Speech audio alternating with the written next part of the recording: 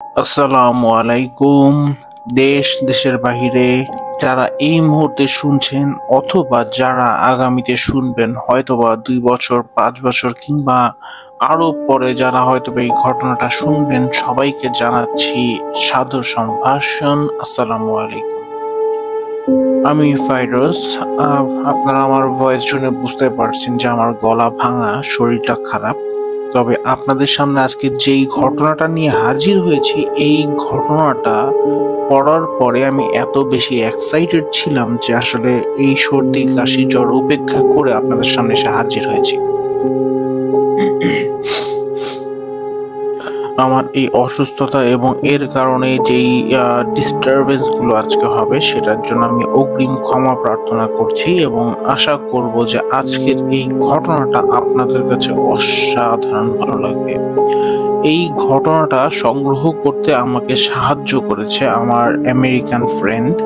Actually আমার এই friend, সে পোল্যান্ডে জন্মগ্রহণ করলেও সে ছোটকাল থেকেই বড় হয়েছে আমেরিকাতে। সেখানেই তার জীবনের বেশিরভাগ সময়টা সে পার করে আসছে এবং গত মাসে যখন তার সাথে আমি কথা বলছিলাম, তখন সে আমাকে জানায় যে তার এরকম একটা ঘটনা আছে এবং এটা আমাকে সে সংগ্রহ করে দিবে এবং ফাইনালি সে আমাকে আসলে ঘটনাটা পাঠিয়েছে। তো ঘটনাটা হচ্ছে 2011 সালের। আজকের এই ঘটনাটা আপনাদের সবার কাছে হয়তোবা ওরকম ভাবে হরিফিক বা ভয়ঙ্কর নাও লাগতে পারে, কিন্তু এই ঘটনাটা আপনাদের অনেকের মনে একটা ব্যাপার নিয়ে অবশ্যই অবশ্যই অবশ্যই প্রশ্ন জাগাবে। বাংলাদেশ সহ পৃথিবীর বেশিরভাগ দেশের বা বেশিরভাগ মানুষেরই একটা ইচ্ছে থাকে যে বিয়ের পর তার নিজস্ব একটা ঘর হবে, শুধুমাত্র নিজের হাজবেন্ডকে নিয়ে, নিজের সন্তানদেরকে নিয়ে তারা একটা আলাদা বাড়িতে থাকবে বা আলাদা একটা ঘরে থাকবে। যৌথ পরিবার থেকে আলাদা হয়ে নিউক্লিয়ার ফ্যামিলি কিংবা আলাদা হয়ে থাকা ছোট ফ্যামিলিতে পরিণত হওয়ার ব্যাপারে সকল মানুষেরই বেশ উৎসাহ দেখা যায়। এবং এই আজকের এই ঘটনাটা ঠিক ওই মানুষদেরকে যারা আসলে পরিবার নিয়ে ছোট ফ্যামিলির প্রতি ইন্টারেস্টেড, তাদের জন্য বেশ বড় ধরনের একটা প্রশ্ন তাদের মনে তৈরি করতে পারে বলে আমি মনে করি।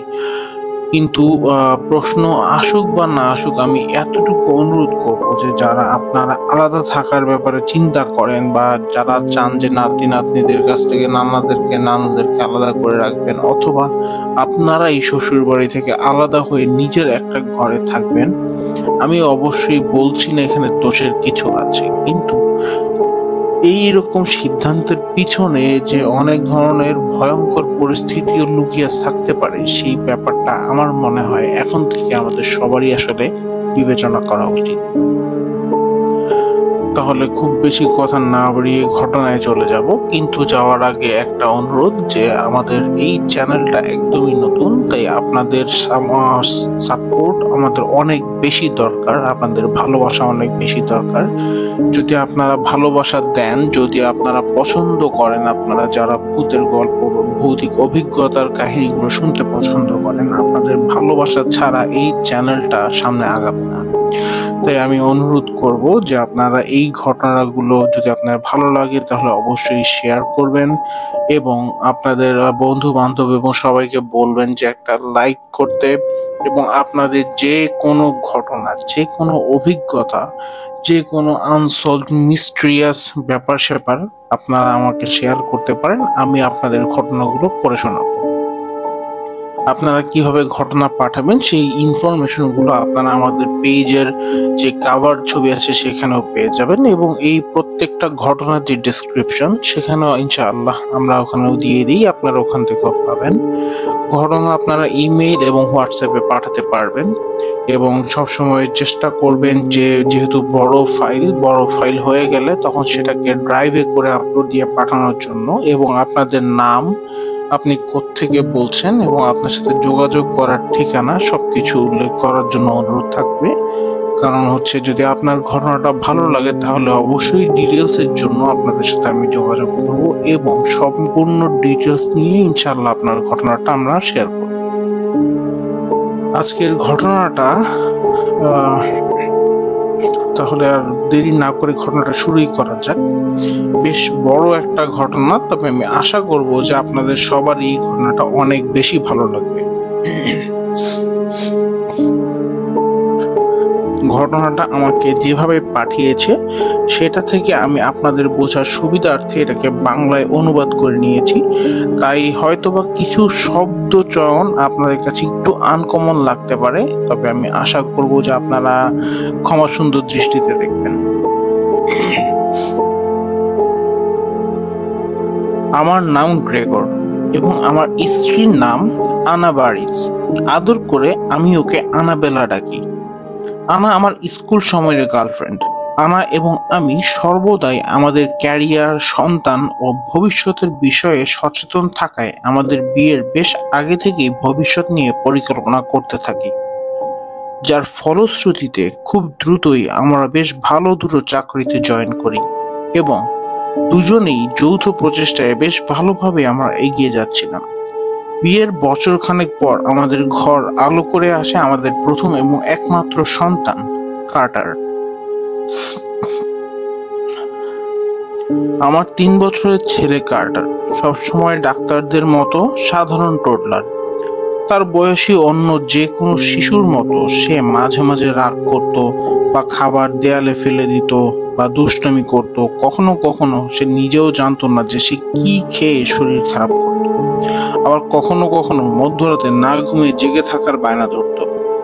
আমি এবং আমার স্ত্রী আনা জানতাম যে এইগুলো খুবই স্বাভাবিক ব্যাপার। মোটামুটি আমাদের ছেলে স্বাস্থ্যবান, সুখী এবং প্রতিদিনই বেড়ে উঠছে। 8-10টা সাধারণ পরিবারের মতো আমাদেরও স্বপ্ন ছিল যে নিজেদের একটা ছোট্ট স্বপ্নের নীড় হবে। আমার এবং আনার সম্মিলিত সঞ্চয়ে আমাদের হাতে একদম ছোট একটা বাড়ি কেনার মতো সামর্থ্য তৈরি হয়। আমরা আমাদের কাজের ফাঁকে ফাঁকে বাড়ি খুঁজতে থাকি এবং পেয়েও যাই। নিউ ভেনিয়ার্ডে খুব ছোট 3 বেডরুমের একটা বাড়ি। প্রথম দেখাতেই বাড়িটা আমাদের ভালো লেগে যায়। সস্তায় কেন বিক্রি করা হচ্ছে জানতে চাইলে বাড়ির মালিক বলেন তিনি অন্য শহরে স্থানান্তর করছেন, আর তাছাড়া এখানটায় কেউ থাকে না, তাই তিনিও বাড়ির মেরামতের জন্য আগ্রহী নন, তাই কম দামে বিক্রি করে দায় মুক্ত হতে চান। এত সস্তায় বাড়ি পেয়ে আমরাও খুশি। যদিও বাড়িটিতে অনেক সংস্কারের প্রয়োজন ছিল, তবুও আস্তে আস্তে করানো যাবে এই ভেবে আমরা আপত্তি না করে বাড়িটি কিনে নিই। সবকিছুই বেশ চমৎকার চলছিল যতক্ষণ না আমাদের ছেলে কার্টার 4 রাত আগে চিৎকার করে ওঠে। প্রথমে ভেবেছিলাম এটা হয়তোবা স্থানান্তরের কারণে নতুন জায়গায় এসে হয়তোবা ওর অ্যাডজাস্ট করতে একটু সমস্যা হচ্ছে। যেহেতু আমরা সম্প্রতি শহরের একটা ফ্ল্যাট থেকে শহরতলির অন্য একটা বাড়িতে এসেছি, এমনটা হতেই পারে। এই পুরো এলাকাটা 1950-এর দশকে নির্মিত এবং লক্ষণীয় বিষয় যে এখানে প্রতিটা বাড়ি একটা আরেকটার সাথে অদ্ভুতভাবে সাদৃশ্যপূর্ণ ছিল। সবগুলো বাড়িরই মেরামতের প্রয়োজন ছিল, তবুও আদিম সময়ের বাড়ি হওয়াতে বাড়িগুলোর ভিত্তি এবং গড়ন বেশ শক্ত ছিল। তাই যাই হোক না কেন, যে সেলারে হয়তো বা কোনো লিক আছে কিংবা বিদ্যুতের লাইনে কিছু সমস্যা, এগুলো থাকলেও আমাদের জন্য সবচেয়ে গুরুত্বপূর্ণ বিষয় ছিল যে আমাদের ছোট পরিবার অবশেষে একটা জায়গা পেয়েছিল যাকে আমরা নিজেদের বলতে পারি। তাই এসব বিষয় নিয়ে মাথা ঘামানোটা মোটেই গুরুত্বপূর্ণ হয়নি আমাদের কাছে।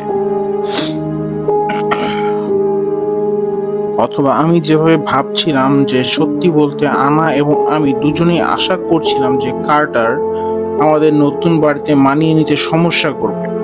আমরা এমন শিশু নিয়ে অনেক বইতে পড়েছিলাম যে নতুন পরিবেশে তাদের ব্যক্তিত্বের উপরে প্রভাব পড়ে এবং এক পরিবেশ থেকে অন্য পরিবেশে হঠাৎ করে চলে যাওয়ার ফলে তারা ট্রমার শিকার হয়। কিন্তু কার্টার পরিবর্তনের জন্য উচ্ছ্বাসিত ছিল। সে বাড়ির মধ্যে ছুটে বেড়াচ্ছিল উত্তেজনার সাথে, প্রতিটা আলমারি এবং শেলের মধ্যে গিয়ে চিৎকার করছিল।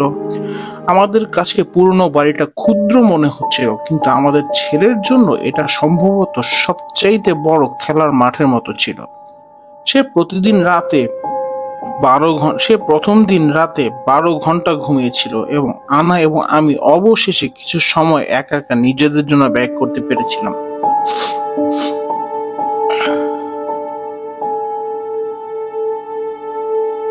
দ্বিতীয় দিনে কার্টার বাড়ি নিয়ে প্রথম দিনের মতোই মুগ্ধ ছিল।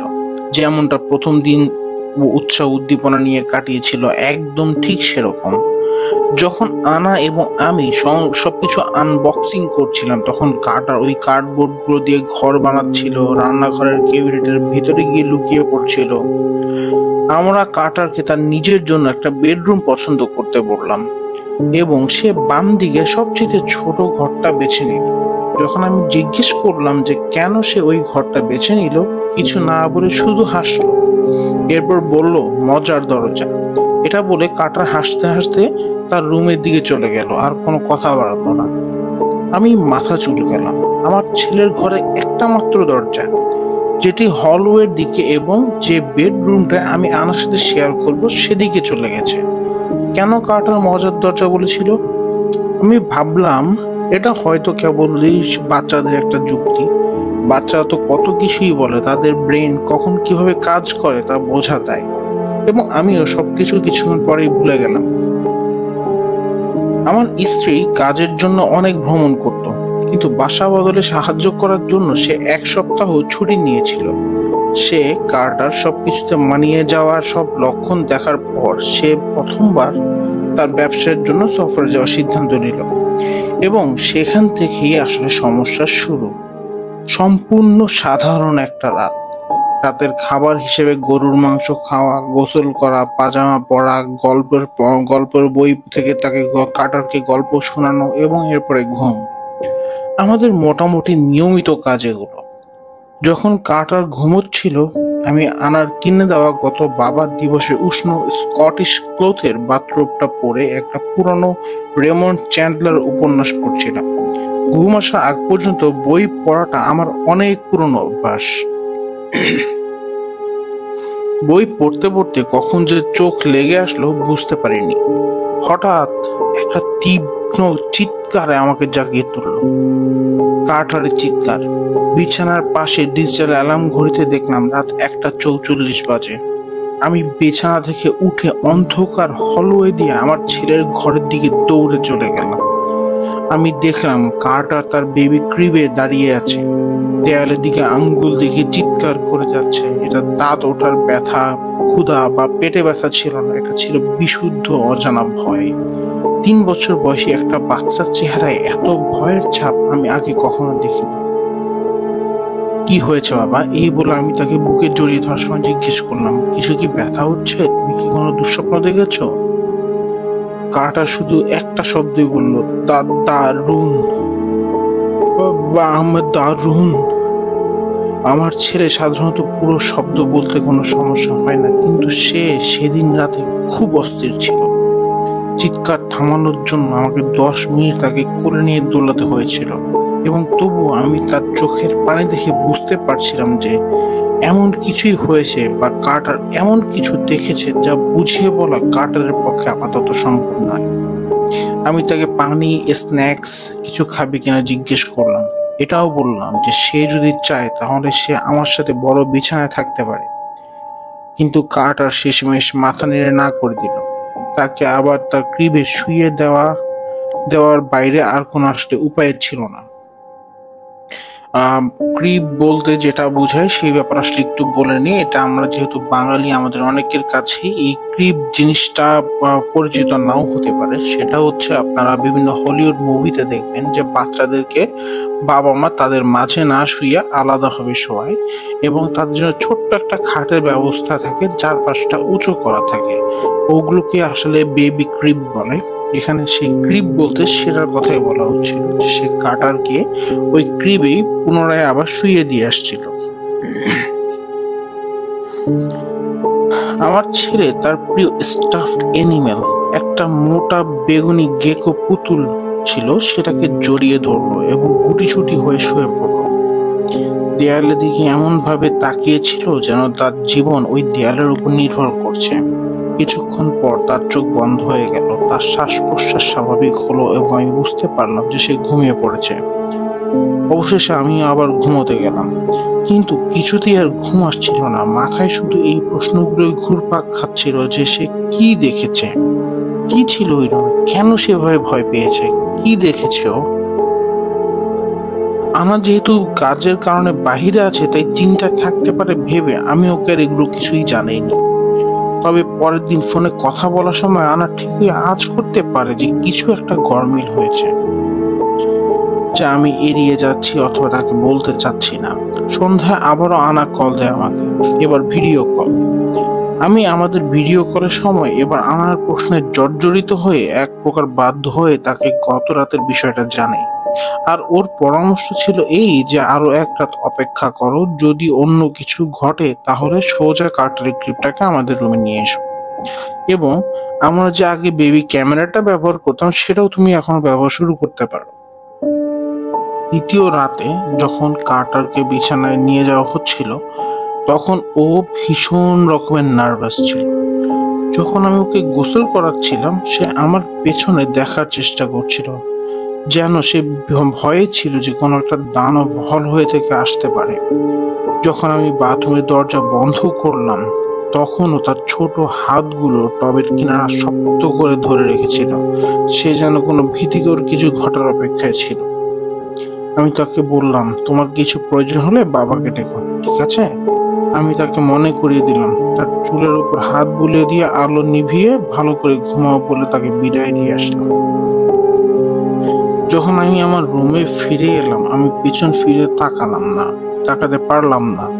কার্টারের এত ছোট এবং দুর্বল দেখাচ্ছিল যে ওর জন্য ভীষণ মায়া হচ্ছিল। ওর বেগুনি পুতুলটাকে ও এমন ভাবে আঁকড়ে ধরেছিল যেন সেটার উপর ওর জীবন নির্ভর করছে। আমি ওর পাশে থাকতে চাইলাম, কিন্তু জানতাম যে আমি প্রতি রাতে সেখানে থাকতে পারবো না, এবং জীবনের কিছু যুদ্ধ একাই শিখতে হবে। তাই আমি ওকে একলা রেখে আমার রুমের দিকে পা বাড়ালাম। আমি বিছানায় শুয়ে ছাদে পাখার দিকে তাকাচ্ছিলাম। ঘুমাতে পারছিলাম না, আবার কখন কি হয় সেই ভয়। প্রচন্ড অস্থিরতা কাজ করছিল ভিতরে। আমি বুঝতে পারলাম আমি আমার ছেলের চিৎকারের অপেক্ষায় ছিলাম।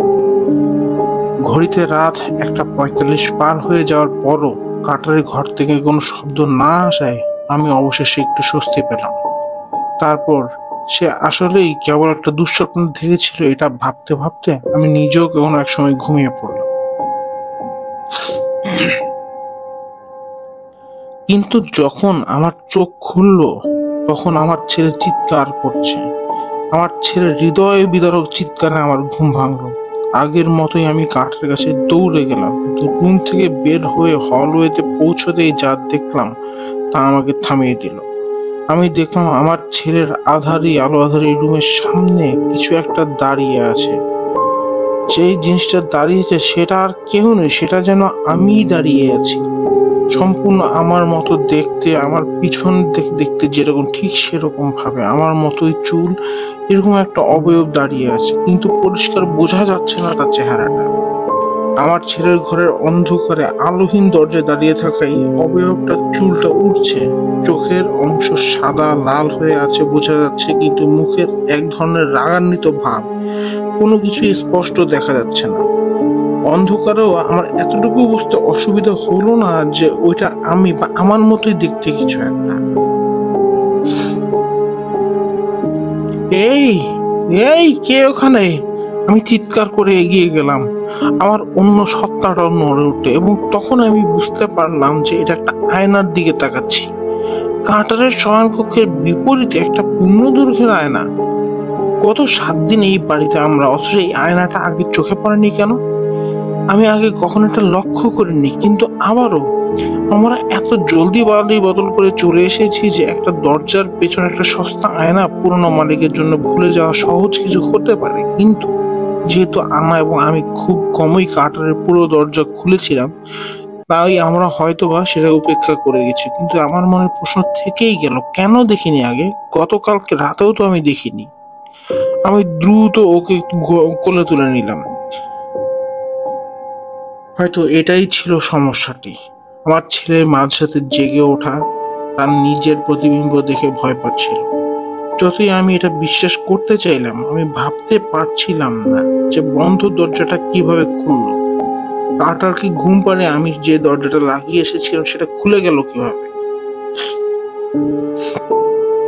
কিছু আরেকটা বিষয় আমাকে অস্বস্তি দিচ্ছিল, কার্টারের বেগুনি পুতুলটা আর নেই। কখনো কখনো সে ক্রিব থেকে পুতুলটা বাইরে ফেলে দিত, এটি সাধারণত নিচে পড়ে থাকতো বা লন্ড্রিতে হারিয়ে যেত, কিন্তু সেদিন রাতে পুতুলটি কোথাও পাওয়া গেল না। কার্টার আবারও বলতে লাগলো, বা মা, বা মা। কার্টার আবারও চেঁচাচ্ছিল, দারুণ দারুণ। সে আগের দিনের মতো কোনো অর্থবহ কথা বলতে পারছিল না, কিন্তু আজ একটু দ্রুত শান্ত হয়ে গেল। সে তার ক্রিবের দিকে হাত বাড়ালো, যেন সে আবার সেখানে ফিরে যেতে চায়, চাদরের নিচে লুকিয়ে পড়তে চায়। আমি যে যে যা কিছুই করতে চাইছিলাম না কেন, সে শুধু ভীতিকর চিৎকারটি আবার শুরু করত। কোনো কিছুই যেন সে পছন্দ করতে পারছিল না, গ্রহণ করতে পারছিল না। আমি দেখতে পারছিলাম যে সেভাবেই সে শুয়ে আছে, চাদরে তার মুখের অর্ধেক ঢেকে রেখেছে যেন একটা ঢাল। এটা তার শান্ত এবং আরামদায়ক রাখার একমাত্র উপায় মনে হচ্ছিল। আমি বুঝতে পারলাম সে লুকিয়ে আছে। ভাবছিল যে মানে সে যদি লুকিয়ে থাকে তাহলে হয়তো বা তাকে দেখা যাবে না, আর এভাবেই সকাল হওয়া পর্যন্ত সে নিরাপদ থাকবে। আমি আজও তার ঘুমের অপেক্ষা করলাম, এবং যখন নিশ্চিত হতে পারলাম যে সে ঘুমিয়ে পড়েছে, তখন আমি আমার রুমে ফেরত আসলাম। রুমে আসার আগে আমি কার্টারের কক্ষটিকে ভালো করে পর্যবেক্ষণ করলাম। এই আয়নাটা, এত বিশাল একটি আয়না, এটা কি করে আমার চোখ এড়িয়ে গেল? এবং ওই ছায়ামূর্তিটা, আমি ডাক দেওয়ার পরে ছায়ামূর্তিটা যেভাবে নড়ে গেল, এটা কোন দিকে চলে গেল? এটা অবশ্যই কোন একটা মানুষের অবয়ব ছিল, মানুষের আকৃতির, এবং এটা আমার মতো দেখতে একটা অবয়ব। এটা কোথায় হারিয়ে গেল? এবং এই আয়নাটা গত রাতেও ছিল না, আজ কোত্থেকে আসলো? এই প্রশ্নগুলো আমার মাথায় ঘুরপাক খেতে লাগলো। আমাদের রুমগুলো সংযুক্ত করা অন্ধকার হলওয়ে এখন আমার মনে হলো হঠাৎ করে অনেক বেশি ঠান্ডা হয়ে গেছে।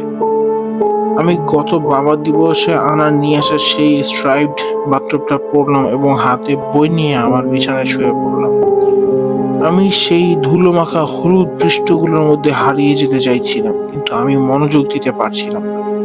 হঠাৎ লক্ষ্য করলাম আমার বুকমার্ক আমি যেখানে রেখেছিলাম সেখানে নেই।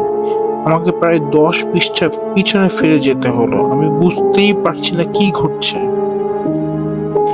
অন্যদিকে আমি কসম করে বলতে পারি যে আমার বাথটবটা প্লেট ছিল, স্ট্রাইপটা ছিল না।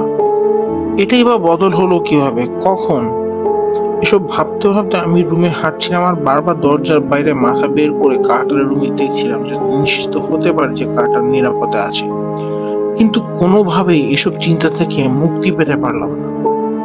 পরের দিন আনার সাথে ভিডিও কল করার সময় আমি পুরো ঘটনাটা উল্লেখ করতে ভয় পাচ্ছিলাম। তার ব্যবসায়িক সফরের এখনো পুরো একটা দিন বাকি, কিন্তু আমি চাইছিলাম না যে সে মনে করুক আমি বাড়িতে পরিস্থিতি নিয়ে হতাশ হয়ে আছি। আমি আয়নার ব্যাপারে জিজ্ঞেস করলাম, কিন্তু সে বলল, কার্টারের ঘরে আয়না? না তো, আমি তো কোনো আয়না দেখার কথা মনে করতে পারছি না। পরে আমি যখন বাথরুমের কথা বললাম, তখন তার মুখে একটা অদ্ভুত অঙ্গভঙ্গি প্রকাশ পেল। সত্যি বলতে আমি আসলে সিদ্ধান্ত নিতে পারছিলাম না যে আমি কি ভুল করেছি নাকি অন্য কিছু। দুটো ডিজাইনই কি কাছাকাছি রেখেছিলাম, নাকি আমি চোখ বন্ধ করে এলোমেলো ভাবে একটা বেছে নিয়েছিলাম? এটা স্ট্রাইপটা বের হলো, কিন্তু এটা প্লেটও হতে পারতো। আমার কিছুক্ষণ চুপ করে থাকলো। স্বাভাবিকভাবেই আমার কাপড়ের থেকে কার্টারের বিষয়টা ওর কাছে বেশি গুরুত্ব পেল। তারপর বলল, কার্টারের ব্যাপারে কেন তুমি বেবি মনিটরটা সেট আপ করো না? তাহলে তুমি নিশ্চিত হতে পারতে যে কে এসেছিল বা আদৌ কি কিছু এসেছিল কিনা ওর রুমে। এখন আমারও পুরোপুরি সবকিছু আনবক্স করা হয়নি, এবং আমাদের কার্টার যখন নবজাতক ছিল, তখন আমরা যে ছোট ক্যামেরাটা ব্যবহার করছিলাম সেটা কোথায় রেখেছিলাম সেটা খুঁজে পেতে আমার বেশ সময় লেগে গেল। আমি সেটা কার্টারের ক্রিবের দিকে মুখ করে একটা চেয়ারে বসালাম, এবং পাশাপাশি আমি আয়নাটাও নামিয়ে ফেললাম। আমি জানি না কেন, কিন্তু এই জিনিসটা আমাকে খুব খারাপ একটা অনুভূতি দিচ্ছিল, যেন এটা সেখানে থাকার কথাই নয়। যেন আমি আমাদের বাড়িতে এই জিনিসটাকে রাখার ক্ষেত্রে একেবারেই সম্মত হতে পারছিলাম না। আগের রাতের মতো সূর্যাস্তের পরে কার্টার অস্বাভাবিকভাবে শান্ত হয়ে গেল। সে ঘড়ির দিকে চোখ রাখছিল, রাতে অন্ধকারের জন্য মিনিট গুনছিল।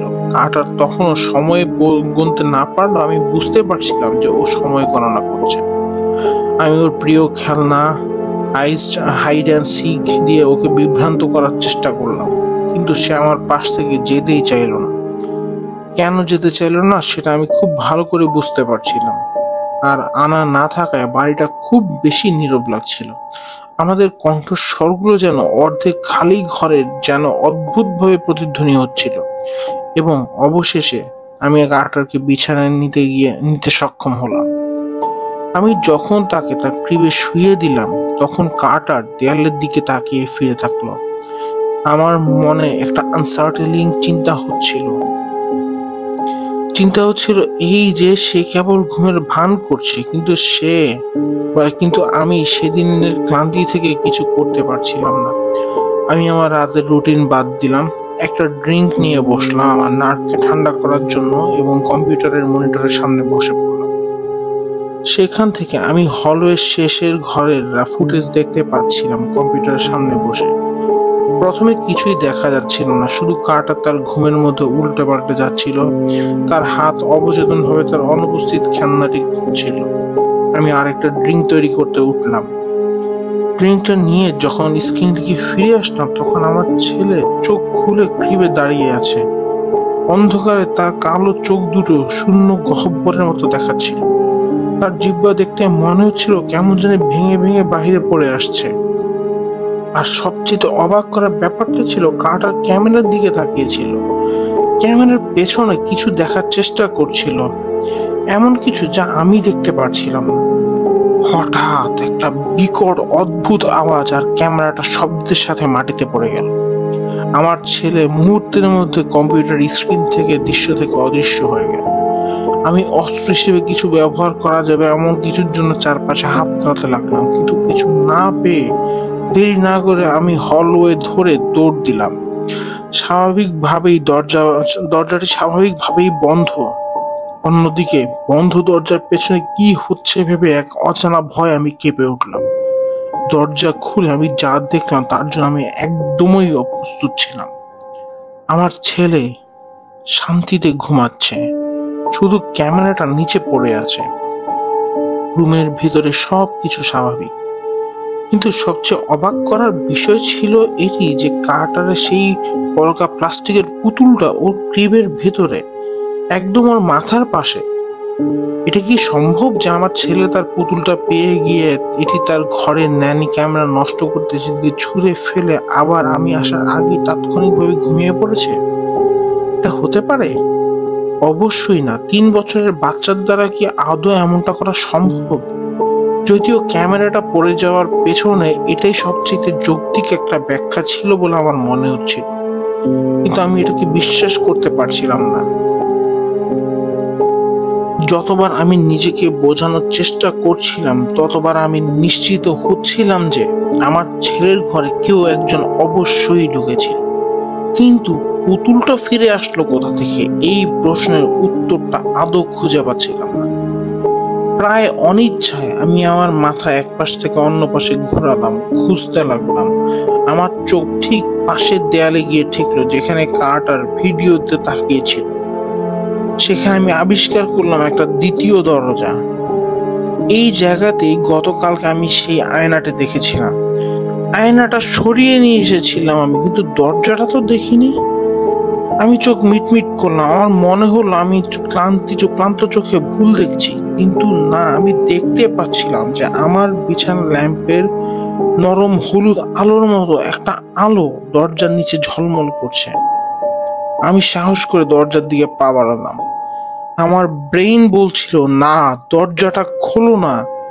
এটা কিন্তু কোনো অজানা শক্তি আমাকে এমন ভাবে বশ করে রেখেছিল যে যেন আমার শরীরের উপর থেকে সকল নিয়ন্ত্রণ আমি হারিয়ে ফেলছিলাম, এবং দরজাটা খুলে ফেললাম। আবছা আলো ভরা একটা হলওয়ে, অবিকল আমার শোয়ার ঘর থেকে কার্টারের ঘরের দিকে আসার আমার হলওয়েটার মতো। আমি স্রষ্টাকে সাক্ষী রেখে বলতে পারি যে আজকের আগে এই দরজাটা আগে কখনো আমি এই ঘরে দেখিনি। এটা কি তা ছিল যা আমার ছেলে বলতে চেয়েছিল, দারুণ অন্ধকার ঘর? যদি তাই হয় তাহলে আমার মানে কি? অন্ধকার ঘর, ভদ্রা। আমি স্পষ্টভাবে বুঝতে পারছিলাম যে আমার পুরো শরীর কাঁপছে। নতুন আবির্ভূত দরজাটা নিয়ে কি করতে হবে তা ভাবার আগে আমি পদক্ষেপে শব্দ শুনতে পেলাম, যেন কেউ এখনো সিঁড়ি বেয়ে উপরে উঠে আসবে। আমি আমার ছেলের দিকে তাকালাম। সে শান্তিতে ঘুমাচ্ছিল। বাইরে যা কিছুই হোক না কেন, সবচেয়ে গুরুত্বপূর্ণ ছিল কার্টারকে রক্ষা করা।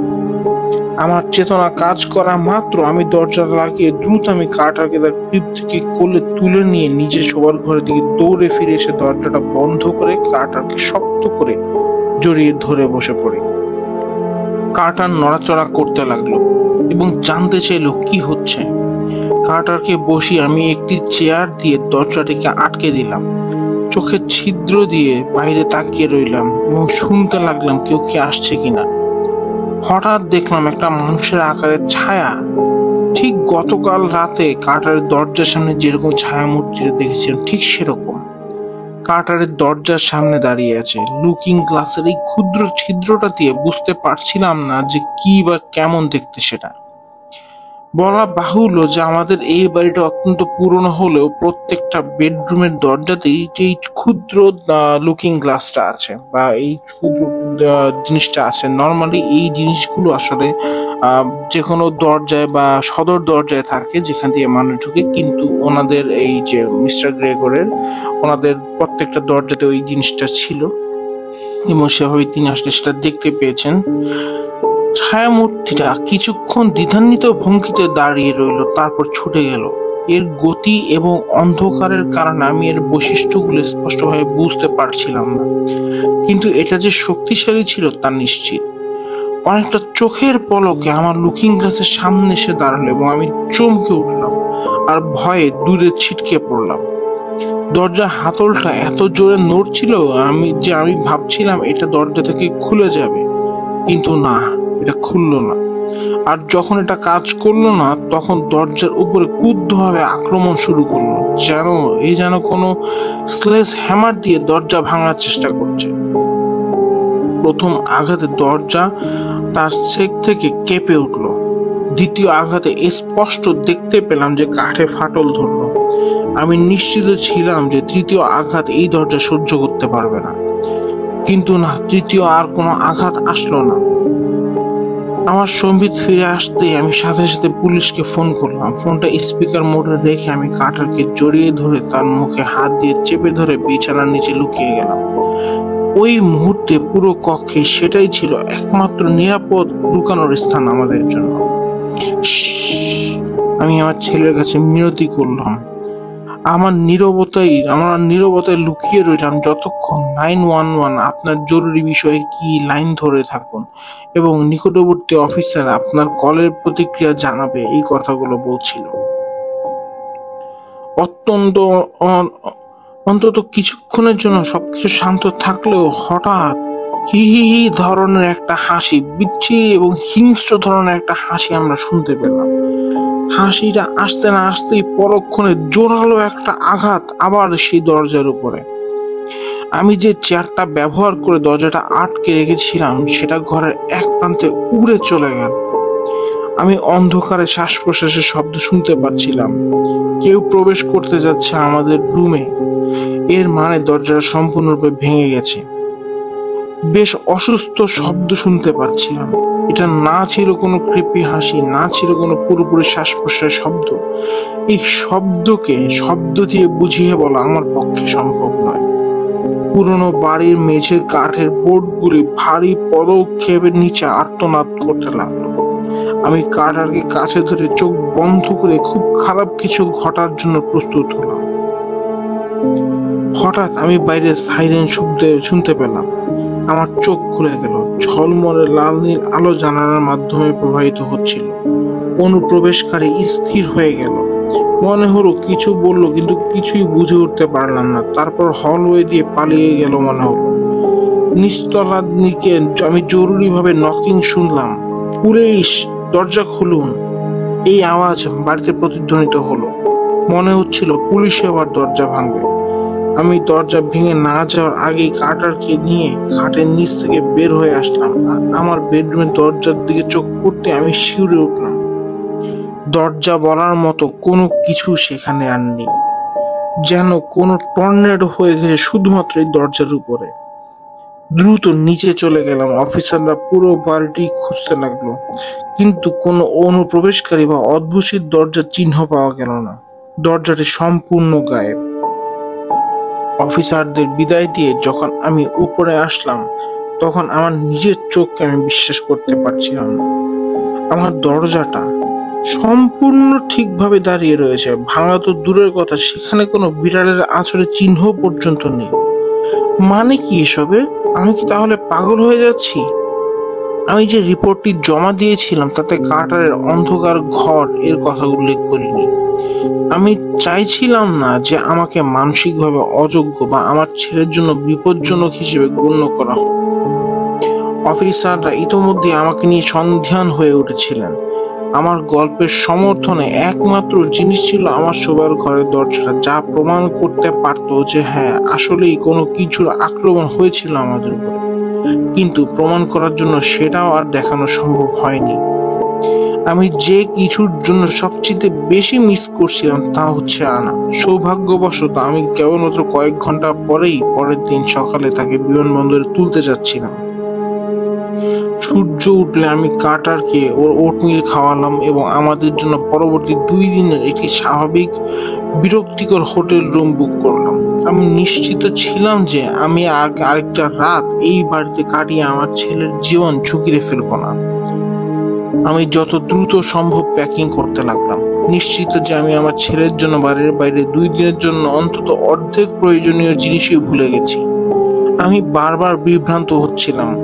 যদি আমি সুটকেস থেকে মুখ তুলে দেখি এবং দেখি যে কার্টার অথবা আলমারির দরজা অদৃশ্য হয়ে গেছে, যদি যখন আমরা বের হতে চাই বাড়িটা আমাদেরকে বের হতে না দেয়, আমি কার্টারের কবজি শক্ত করে ধরলাম এবং বাড়ি থেকে বেরিয়ে যাচ্ছিলাম। তখন আমার চোখ সোজা সামনের দিকে ছিল। কোনো ভয়াবহ হাস্যোজ্জ্বল মুখ আমাদের কি উপর থেকে দেখছিল? আমি মোটেই তা জানতে চাইনি। যখন গাড়ির ইঞ্জিনটা চালানো শুরু করতে যাব, তখন আমার মাথায় আসলো যে বিভিন্ন রকমের হরর মুভিতে এবং সিনেমাতে আমরা যেমন দেখে থাকি যে গাড়ির ইঞ্জিন কাজ করে না। আমার গাড়ির ইঞ্জিনও যদি সেভাবে বন্ধ হয়ে যায়, কি করব আমি? কিন্তু যখন গাড়ির ইঞ্জিনটা চলতে শুরু করলো, তখন আমি শান্তির নিঃশ্বাস নিতে পারলাম। আমরা সফল হতে যাচ্ছিলাম। যখন আমরা বিমানবন্দর থেকে আমাকে তুলে নিলাম, তখন হালকা বৃষ্টি পড়ছিল। একটা ধূসর কুয়াশাচ্ছন্ন বৃষ্টি, যা গত কয়েকদিনে ঘটে যাওয়া সমস্ত কিছুকেই অনেকটা কম বাস্তব করে দিচ্ছিল। আমার স্ত্রী সিটের পেছনে ভর্তি আধা চিপযুক্ত সুটকেসগুলোর দিকে সন্দেহজনক ভাবে তাকালো, তারপর কার্টারের বিভ্রান্তি অশ্রুসিক্ত মুখের দিকে। সে কিছু বলল না, কিন্তু আমি বুঝতে পারছিলাম যে সে আমার গল্প বিশ্বাস করেনি। এটা কষ্টকর ছিল। আমি বলতে পারবো না যে আমি তাকে দোষী মনে করি। শেষ পর্যন্ত কোনটা সম্ভবত বেশি, কাজের চাপ, স্থানান্তর এবং একটা শিশুর যত্ন নেওয়ার ফলে মানসিকভাবে ভেঙে পড়া, নাকি একটা অজানা স্থানে প্রবেশের দরজা একটা বিরক্তিকর শহরতলির বাড়িতে খুলে গেছে? একমাত্র প্রশ্ন ছিল, আনা তার সন্দেহ সত্ত্বেও আমার পাশে থাকবে, নাকি যতদূর সম্ভব আমার তাকে চলে যেতে চাইবে। যখন আমরা হোটেলে প্রবেশ করলাম, আমার বুকের ভিতরে তুফান অনুভব করছিলাম। আনা যদি ডেস্ক ক্লার্ককে গিয়ে শিশুদের পরিষেবাগুলোকে ডাকতে বা কর্তৃপক্ষকে আনতে বলে। শিশুদের পরিষেবা বলতে এখানে তিনি বুঝাচ্ছেন যে চাইল্ড কেয়ার। আমেরিকাতে যারা থাকেন বা পশ্চিমা বিশ্বের দেশগুলোতে যারা থাকেন, আপনারা খুব ভালো করে জানেন যে এই পারিবারিক বিষয়গুলোর ব্যাপারে এই পশ্চিমা সংস্কৃতির মানুষজন অনেক বেশি সেন্সিটিভ। তাই কখনো যদি মায়ের অথবা বাবাকে নিয়ে কোনো কিছুতে সন্দিহান কোনো আচরণ তাদের চোখে পড়ে, তারা কিন্তু সন্তানকে বাবা মায়ের কাছ থেকে আলাদা করে নিয়ে যায়। এবং সন্তানকে পুনরুদ্ধার করতে হলে বাবা মাকে তখন দেখা যায় যে আদালতে শরণাপন্ন হতে হয়, কেস লড়তে হয়, অনেক ধরনের স্ট্রাগলের মধ্যে দিয়ে আসলে যেতে হয়। এখানে সেটাই আসলে বলছিল যে জন তিনি আসলে খুব ভয়ে ছিলেন যে কোনো সময় যদি আনার যদি এমন কিছু ভেবে থাকে, কারণ যখন এয়ারপোর্ট থেকে ওনারা আসছিলেন তখন আনার চেহারা দেখে উনি বুঝতে পারছিলেন যে আনা আসলে ওনার যে যা যা অভিজ্ঞতা অনুগত 2 রাতে হয়েছে তার কিছুই আসলে আনা বিশ্বাস করতে পারছিল না।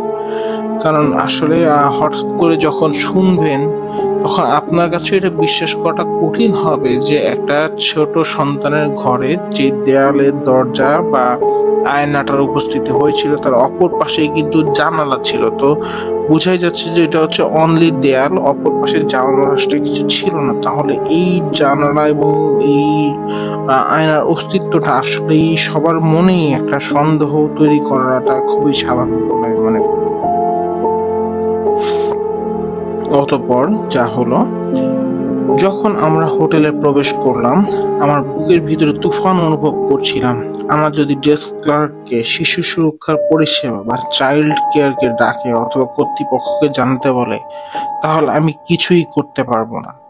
আমি আমার নাম পরিষ্কার হওয়া না হওয়া পর্যন্ত তালাবদ্ধ হয়ে পড়ে থাকবো জেলে, এবং আনা কার্টারকে আবার সেই বাড়িতে নিয়ে যেতে পারবে। আমি অনুভব করলাম যে তার সন্দেহ রয়েছে যখন আমরা ফ্রন্ট ডেস্কের দিকে যাচ্ছিলাম, কিন্তু আনা এমন কিছুই করলো না। আনা যা করলো তা শুধু মিষ্টি হাসি দিয়ে চাবিগুলো চেয়ে নিল। আমি ভীষণ শান্তি পেলাম এই দেখে যে আমার স্ত্রী আমাকে সমর্থন করার সিদ্ধান্ত নিয়েছে। আমার কাছে হোটেল রুমটি নিরাপত্তার প্রতীক ছিল। এটা মানে ছিল নিদ্রাহীন রাতের শেষ। আমি আনন্দে কাঁদতে চাচ্ছিলাম। আমি সুটকেসগুলোকে রুমে ঢুকিয়ে একপাশে ফেলে দিলাম এবং বিছানায় পড়ে গেলাম। কার্টারও উঠলো হাসতে হাসতে এবং আমার সাথে দুষ্টুমি করতে লাগলো। কয়েক সেকেন্ডের জন্য আমি প্রায় ভুলেই যেতে বসেছিলাম যে আমরা একটি সুখী স্বাভাবিক পরিবার। তবে আনা একদম চুপ। কি হয়েছে আমি ফিসফিস করে বললাম। কার্টারের মনোযোগ অন্যদিকে সরাতে আমি রুমের ভেতরে টিভি চালিয়ে কার্টুন চালিয়ে দিলাম। কিছু বলতে চেয়েও আনা বলছে না। দ্বিধার গন্ধ আনার আচরণে আমাকে ভিন্ন দেখাচ্ছে। আনা বলল, আমি বাথরুমের দরজা দিয়ে আয়নায় উকি দিলাম। আমার চুল একদম এলোমেলো এবং আমার চোখের নিচে কালো দাগ, কিন্তু এর মধ্যে কিছুই আমার কাছে নতুন ছিল না। ভিন্ন কিভাবে আমি জানি না। আনা এত জোরে চিৎকার করে কথাটা বললো যে কার্টার তার কার্টুন থেকে মুখ তুলে নিল। সে তার কপালে একটা হাত আনলো। সবকিছুই খুব বেশি ঠিক আছে? আমার কাছে প্রশ্ন করলো আনা এবং বলল আমার সময় প্রয়োজন। সে মুহূর্ত পর্যন্ত আমার কোনো পরিকল্পনা ছিল না, কিন্তু আমি এটা বুঝে গেলাম যে এই মুহূর্তে আমার কি করা উচিত। হয়তো এটাই ছিল আমার জীবনের সবচেয়ে বড় ভুল সিদ্ধান্ত। আমি বুঝতে পারি, এজন্যই আমি আজ রাতে আবার বাড়ি ফিরে যাচ্ছি, বললাম আনাকে। আমার স্ত্রী প্রতিবাদ করার জন্য মুখ খুললো, কিন্তু কিছু বলল না। এভাবে আমাদের সবার জন্যই ভালো হবে, আনাকে বললাম। কার্টার আবার টিভির স্ক্রিনের দিকে ফিরেছে, যেখানে একটা ভীত সাদা খরগোশ একটা শেষহীন সীমাহীন একটা সিঁড়ি দিয়ে দৌড়ে পালাচ্ছে। একটা কৌতূহলী টুপি পরা কুঠার নিয়ে একটা দানব আকৃতির কিছু তাকে তাড়া করছিল। আমি আগে কখনো এই কার্টুনটা দেখিনি, এবং যদিও এটা সম্ভবত হাস্যকর হওয়ার কথা ছিল, কিন্তু পরিস্থিতির কারণে এটা আমার শরীরে শিহরণ জাগিয়ে তুলছিল। আমি আমার রাতের ব্যাগটা তুললাম, তারপর হোটেলের রুমটা থেকে চলে গেলাম। কার্টার কিংবা আনা কাউকে কিছু বলতে ইচ্ছে হলো না। বের হওয়ার আগে মনে হতে লাগলো দরজা বন্ধ হওয়ার সাথে সাথে যদি আবার দরজা খুলি, হয়তো আমি আবিষ্কার করবো যে আমার সন্তান এবং আমার স্ত্রী অদৃশ্য হয়ে গেছে। যখন আমি শেষ পর্যন্ত দরজা খুললাম, পিছনে ফিরে দেখি আনা কার্টারের কাঁধে হাত দিয়ে দাঁড়িয়ে আছে। সে তাকে রক্ষা করতে প্রস্তুত ছিল, কিন্তু কোনো ভয়ঙ্কর সিনেমার দানব থেকে নয়। সে তাকে রক্ষা করতে প্রস্তুত ছিল আমার থেকে। যেহেতু আনার গাড়ি দরকার ছিল, তাই আমি ট্যাক্সি নিয়ে বাড়ি ফিরলাম। বৃষ্টি হচ্ছিল না, কিন্তু মনে হচ্ছিল চালক তার পেছনের আয়নায় রাস্তার চেয়ে আমাকে দেখায় বেশি সময় ব্যয় করছিল।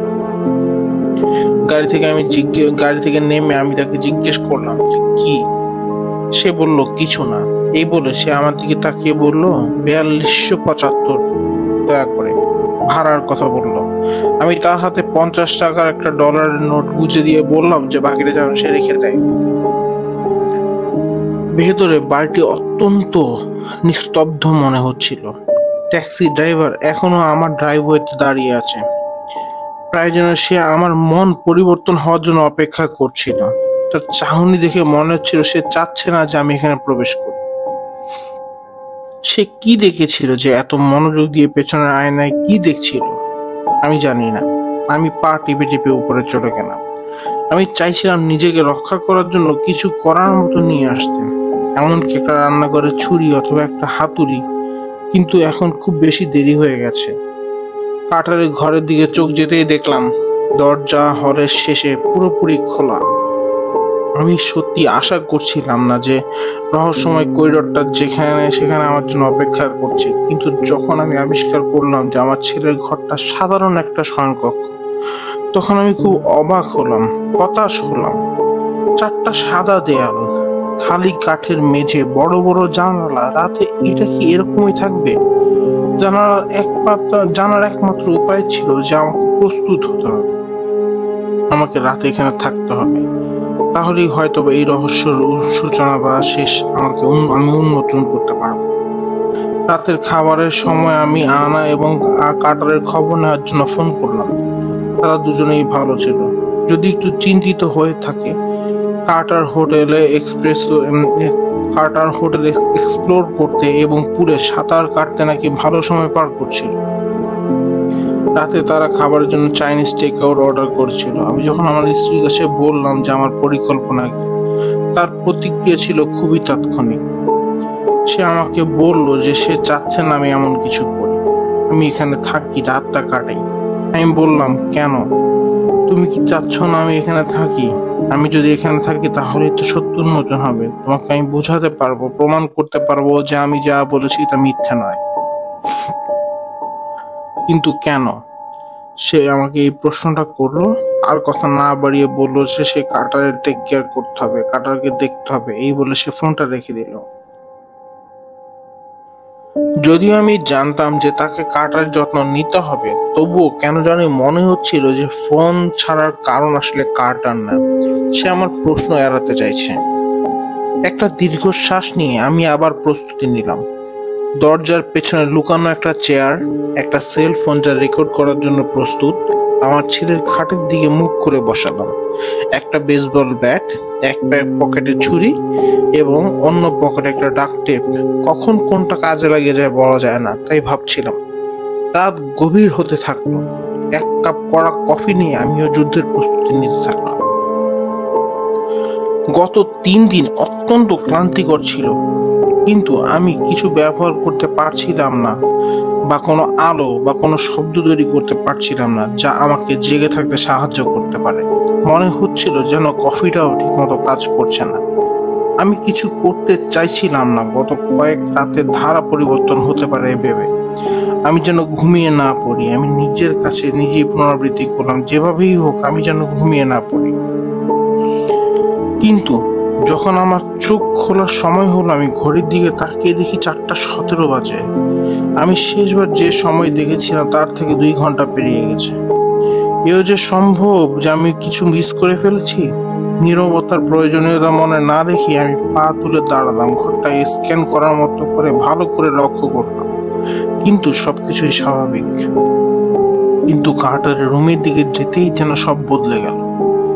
দেয়ালের দিকে দেখি সেই দরজাটা আজ সম্পূর্ণ খোলা। অন্ধকার হল দেখা গেল। আমি পাল্টে গেলাম। শ্বাস নেওয়ার সাহস না করেই আমি অনুভব করলাম যে ঠান্ডা বাতাস সে অদ্ভুত স্থান থেকে বেরিয়ে আসছে। আমার ত্বকে ঘামে শীতল লাগছিল।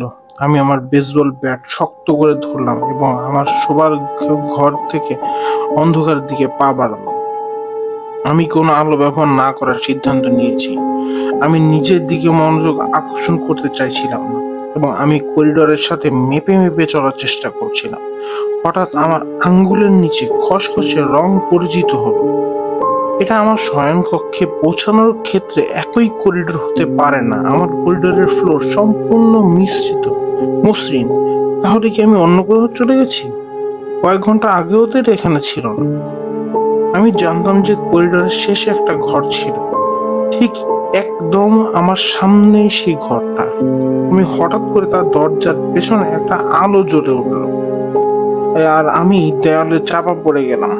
অপেক্ষা করলাম, ভেতরে কিছু নড়ছিল। আমি যুদ্ধের জন্য প্রস্তুত।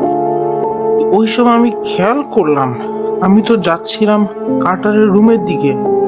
এই রুমের দিকে আমি কখন চলে আসলাম? এই রুম তো এইদিকে ছিল না। আমি এইটা ভাবতে ভাবতেই সামনে তাকিয়ে দেখলাম যে ওই রুমের নিচ থেকে আলো জ্বলছিল, সেটা নড়ছে, এবং বুঝতে পারলাম যে ভিতরে কোনো কিছুর উপস্থিতি লক্ষণীয়, যে কোনো সময় বেরিয়ে আসতে পারে। যুদ্ধের জন্য আমি প্রস্তুত। কঠিন উত্তেজনায় ঘামতে লাগলাম। হঠাৎ একটা মচমচ শব্দ করে দরজা খুলে গেল।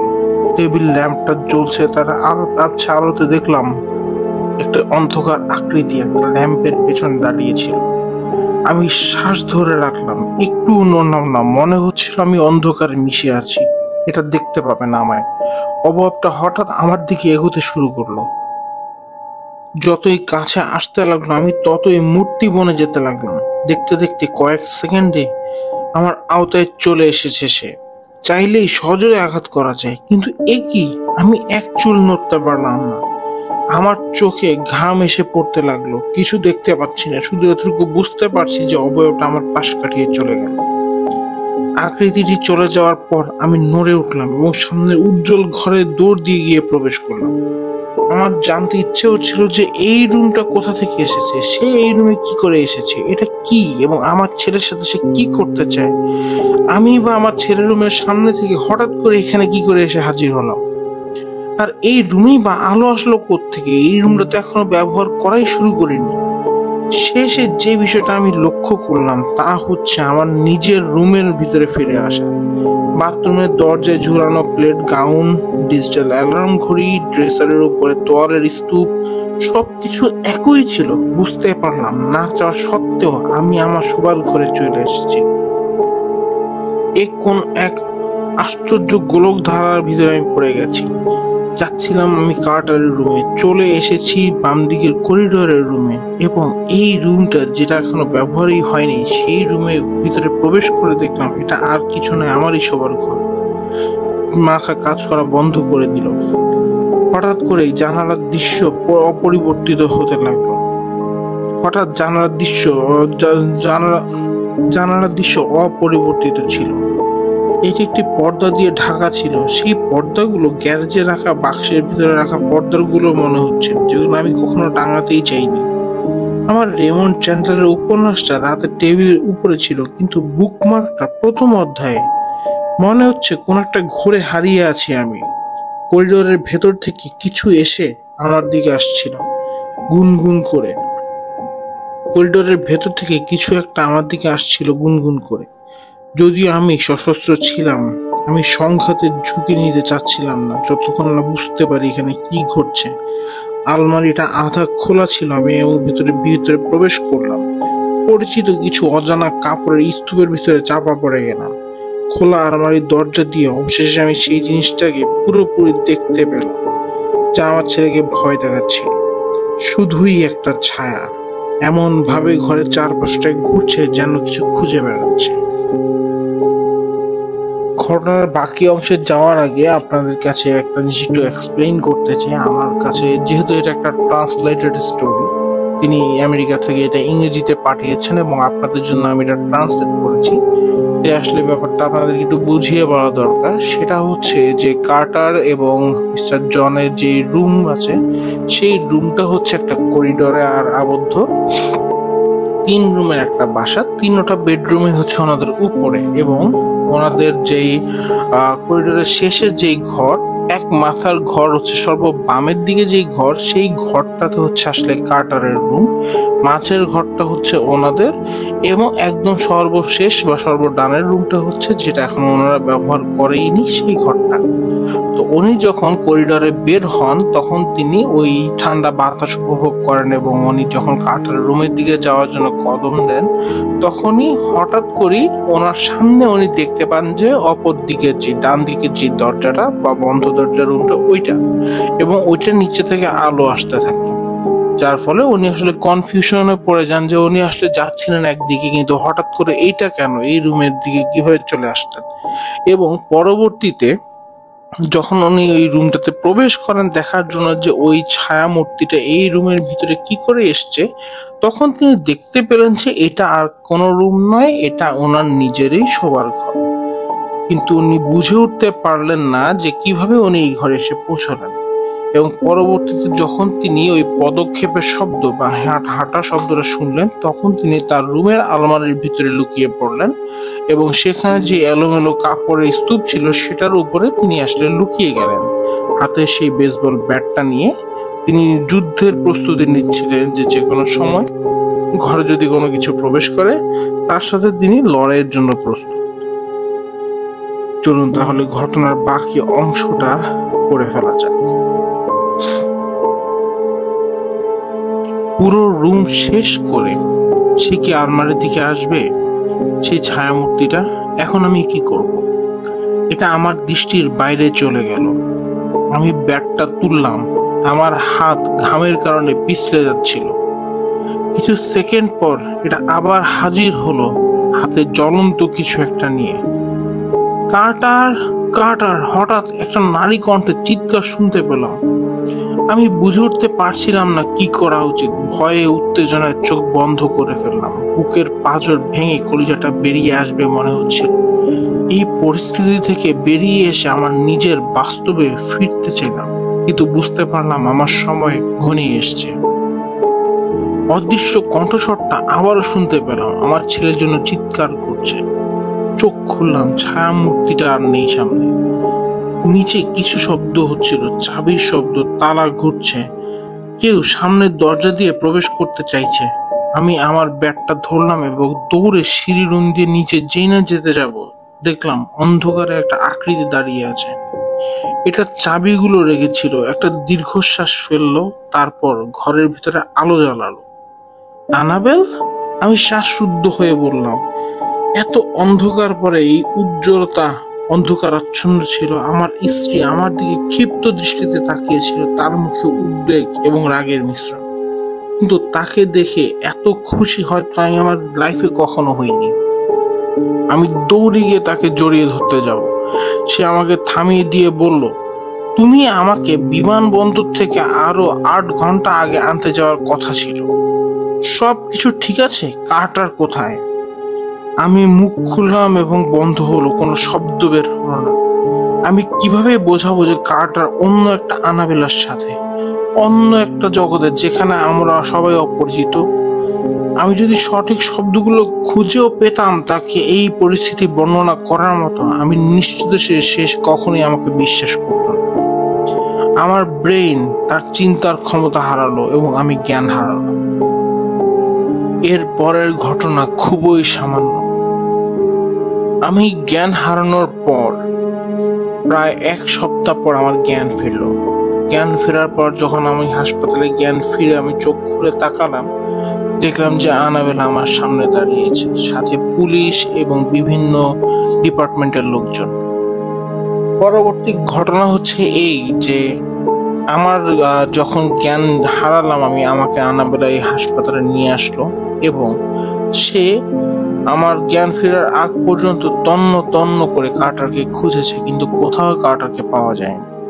কিন্তু আমি যখন তাদেরকে জানালাম যে আমি আনাবেলা সহ কার্টারকে হোটেলে রেখে এসেছি, তখন হোটেলেও তদন্ত করা হলো, হোটেলেও খোঁজা হলো, কিন্তু হোটেল কর্তৃপক্ষ তারা সরাসরি জানিয়ে দিল এই যে সেদিন আমি সেখানে যাইনি। আমার সাথে কোনো বাচ্চাকে তারা দেখেনি এবং আমার সাথে কোনো মহিলাও ছিল না। একদম সোজা কথায় সেদিন আমি ওখানে উপস্থিত ছিলাম না, যার কারণে আমার স্টেটমেন্ট বা আমার তথ্যগুলো সম্পূর্ণরূপে মিথ্যা প্রমাণিত হলো। এমনকি ওদের হোটেলের যে সিসি ক্যামেরা ছিল সেই নিরাপত্তা ক্যামেরাতেও এমন কিছুই পাওয়া যায়নি যা দ্বারা প্রমাণিত হয় যে আমি সেখানে সেদিন উপস্থিত ছিলাম। আমার জ্ঞান ফেরার কিছুদিন পর আমরা কার্টারের মৃতদেহ খুঁজে পাই আমাদের ঘরের পেছনে।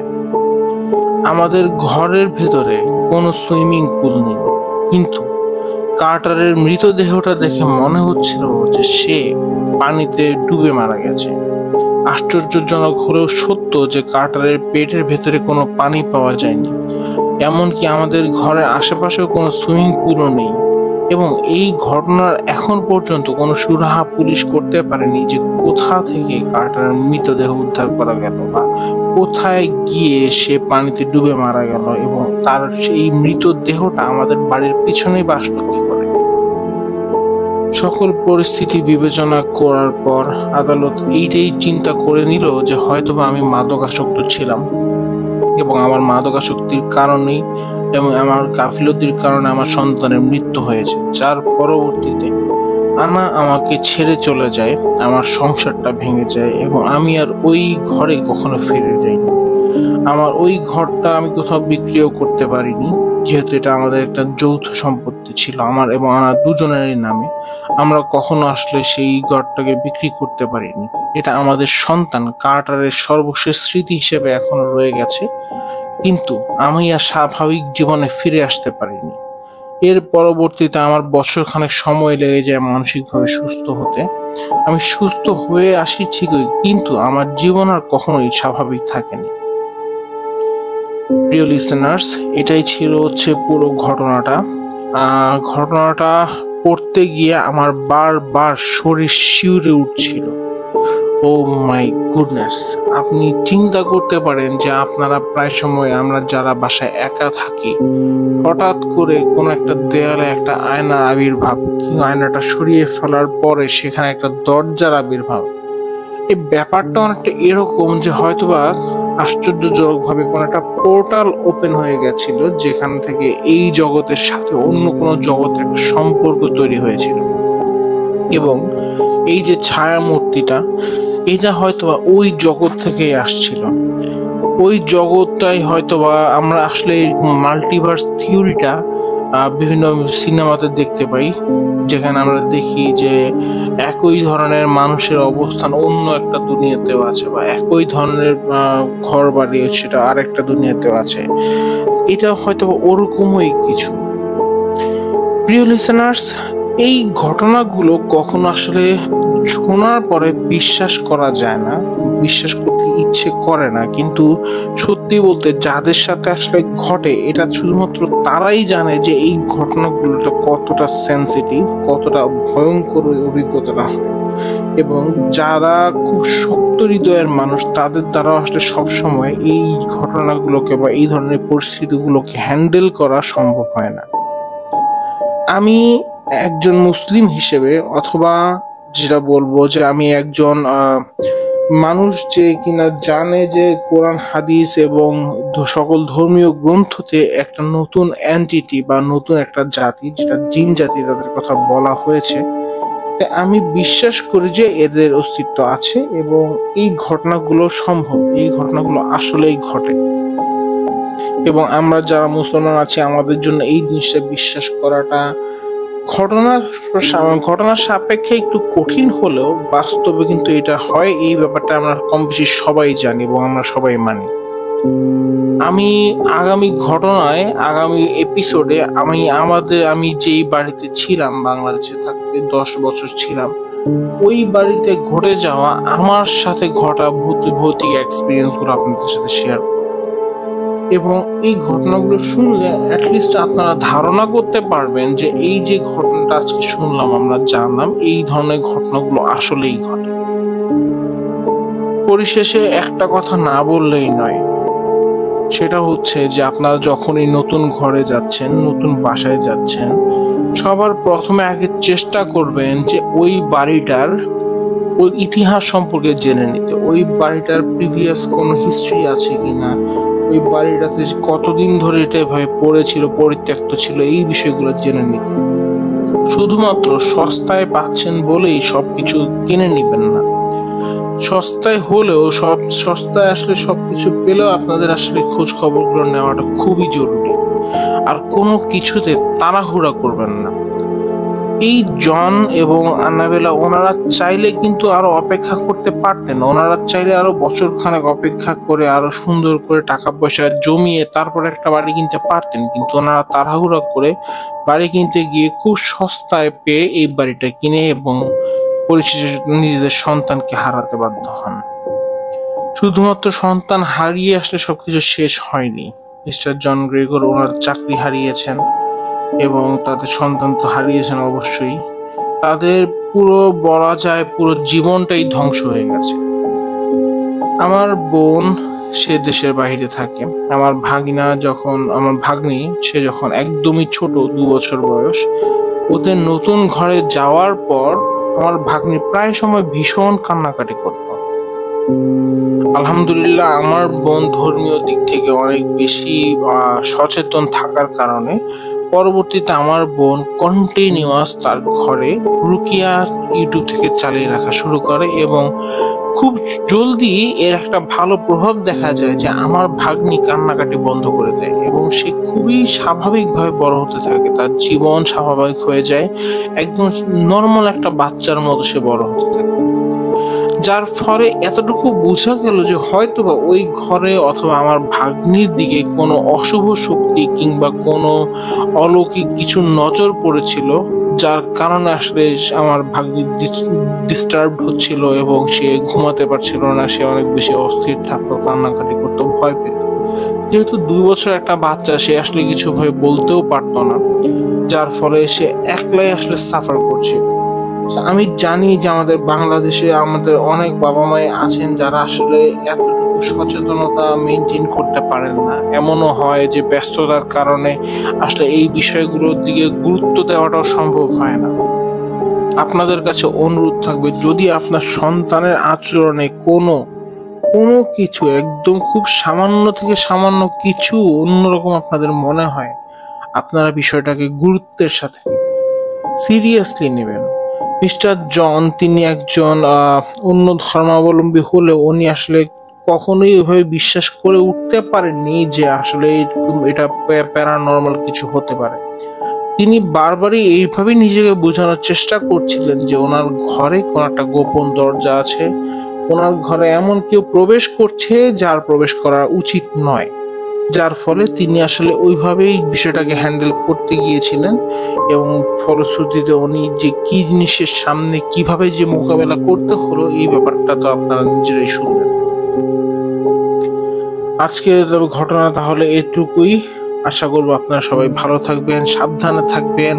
ঘরের যে কোনো পরিবেশ পরিস্থিতি মোকাবেলায় ইউটিউব থেকে রুকিয়া চালিয়ে রাখবেন। যদি নিজে পড়তে পারেন তাহলে সবচেয়ে বেশি ভালো হয়।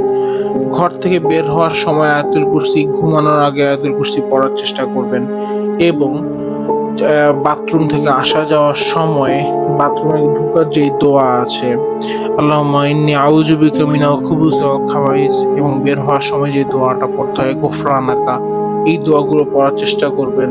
এই ছোট ছোট দোয়াগুলোই কিন্তু আমাদেরকে এই ধরনের খারাপ বিষয়গুলো থেকে হেফাজত করতে পারে। আল্লাহ অবশ্যই এই দোয়াগুলোর উসিলায় আমাদেরকে হেফাজত করবে। পরবর্তী ভিডিওতে পরবর্তী এপিসোডে আবার আপনাদের সাথে দেখা হবে, কথা হবে। সেই পর্যন্ত বিদায় নিব। তবে যাওয়ার আগে বলে যাই যে এই ঘটনাটা কেমন লাগলো তা জানাতে ভুলবেন না।